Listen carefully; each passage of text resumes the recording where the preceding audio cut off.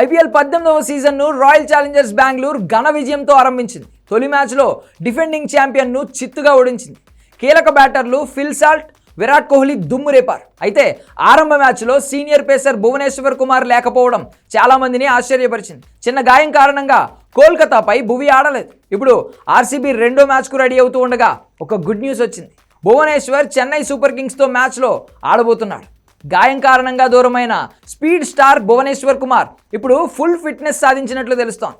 భువి నెట్స్లో bowling ప్రాక్టీస్ను మొదలుపెట్టినట్లు Bengaluru franchise తెలిపింది. దీనికి సంబంధించిన ఫోటోను కూడా షేర్ చేసింది. భువి త్వరలోనే బంతిని స్వింగ్ చేస్తాడు, అతడు మరింత బలంగా తిరిగి రానున్నాడంటూ క్యాప్షన్ రాసుకొచ్చింది. దీంతో ఆర్సీబీ తదుపరి మ్యాచ్లో భువనేశ్వర్ ఆడడం దాదాపు ఖాయమైనట్లే. కాగా మొదటి మ్యాచ్కు భువనేశ్వర్ కుమార్ స్థానంలో జమ్మూ కాశ్మీర్ బౌలర్ రసిక్ సలాం చోటు దక్కించుకున్నాడు. కానీ అతడు అంత ప్రభావం చూపలేదు. 3 ఓవర్లు బౌలింగ్ చేసి 35 పరుగులతో పాటు ఒక వికెట్ పడగొట్టాడు. భువి ఎంట్రీ ఇస్తే సలాం బెంచ్కే పరిమితం కానున్నాడు. కాగా 35 ఏళ్ల భువనేశ్వర్ కుమార్కు అద్భుతమైన రికార్డు ఉంది.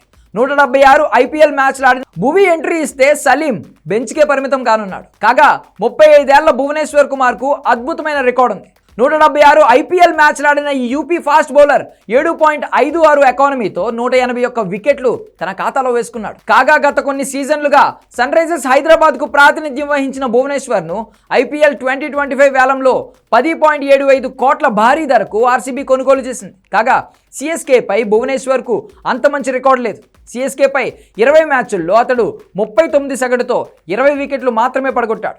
ఆర్సీబీ తమ రెండో మ్యాచ్లో మార్చి 28న చెపాక్ వేదికగా చెన్నై సూపర్ కింగ్స్తో తలపడనుంది.